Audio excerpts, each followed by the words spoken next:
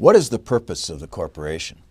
This is one of the most controversial and perhaps one of the most important questions that we need to address in this course and that you will need to address as the next generation workforce leaders. Why is this the case? Well, because American CEOs have answered this in two different ways. From the 1940s through the 70s and 80s and into the 1990s, there was a broad view of the corporation that is now narrowed down to a focus on maximizing shareholder value in the short run. Here's a quote from the CEO of Sonesta Hotels, Roger Sonnenfeld. He says, "Social responsibility and expanding profitability are not at odds with one another. Quite the contrary, they're two faces of the same coin." That view was shared by a lot of CEOs of his era, best illustrated perhaps by graduates of this important institution called the Harvard Business School. The class of 1949 is known for producing an enormous number of CEOs that spread across the economy over the next decade or two. Many of them had been veterans of World War II. In fact, 90% went to the Harvard Business School on the GI Bill. Many of them were first-time college students in their families. Many of them grew up during the Depression, and they were imprinted by the hardships of that time, as well as a commitment to community service that was embedded in them during World War II. So they had a particular view of their responsibility. Let's start with an example from one of the best-known companies of the 1950s through the 80s.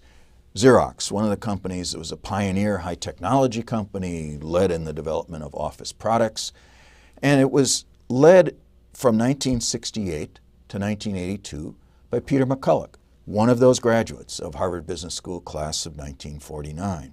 Peter McCulloch graduated and went to work at Xerox, worked his way up through various managerial capacities, became CEO in 1968.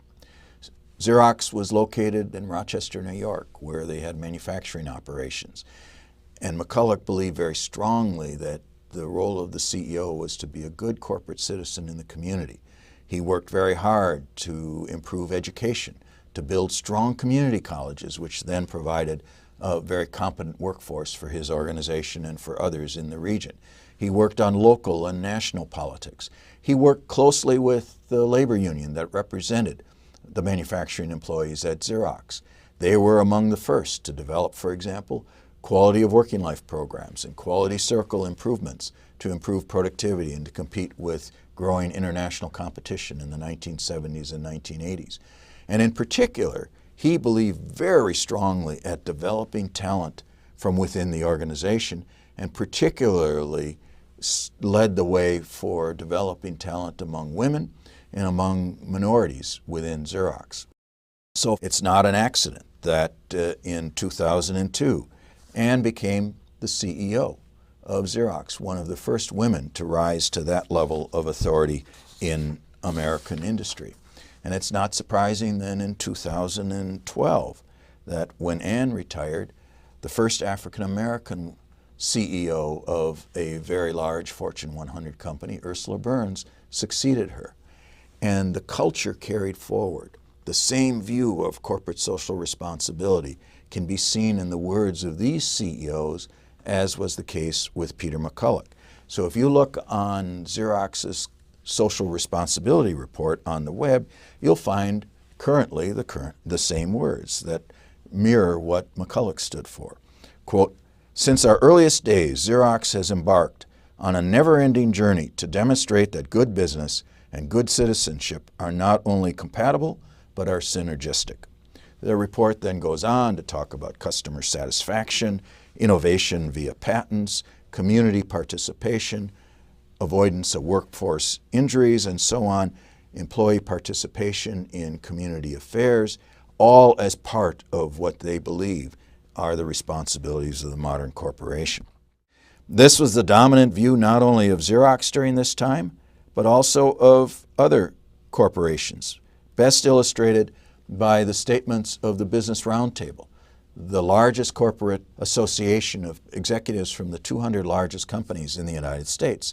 And as late as 1990, the Business Roundtable made the following public statement, Corporations are chartered to serve their shareholders and society as a whole. The interests of shareholders are primarily measured, of course, by economic returns over time.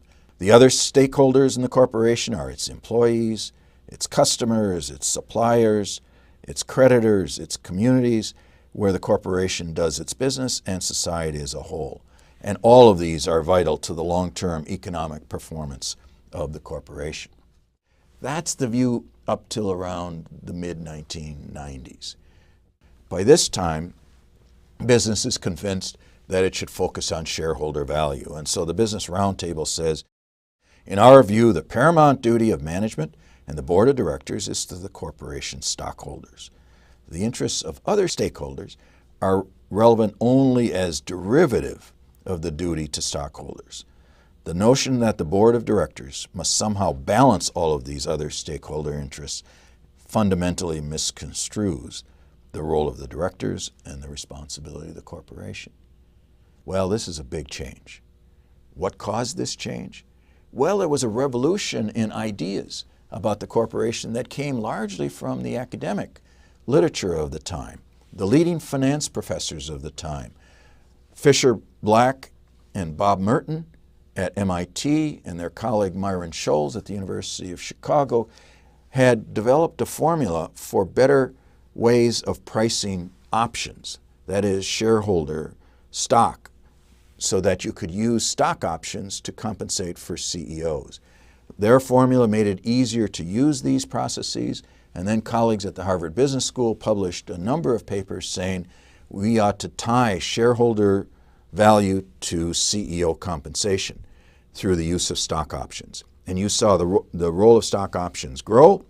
You saw the CEO compensation grow from what used to be about a ratio of 30 to 1, that is, the CEO earned about 30 times the average employee in the firm, to today where it's well over 300 to 1. Well, what was the consequence of all of this? One of the examples that we could turn to is another venerable company, Stanley Tools, a company that was a household term because of every toolbox in America had good wrenches and other tools made by the Stanley Corporation in Connecticut. It was a very socially responsible company until the board of directors got taken over and someone said, let's really focus on shareholder value. And so a new CEO was brought in place and started to lay people off, not as a last resort in because of economic necessity, but as a preemptive step to try to boost shareholder value. More and more companies did that, and in fact that led New York Times reporter Lou Uchitel to write a very well-known book called The Disposable American, basically chronicling how American corporations changed their behavior over time. Did it really benefit shareholders all that much? Well, if you look at the data show that shareholders got about the same rate of return, about 7% in the old stakeholder era as they were getting in the shareholder era. If you adjust for some of this restructuring, in fact, their rate of return goes down a little bit from the previous time period. So we've imposed a lot of costs on society, but have we really benefited the shareholders as the theory might suggest? That's a question that you will have to answer. The era of maximizing shareholder value in the short run is still with us. Does this work for the future? Does it work for your generation?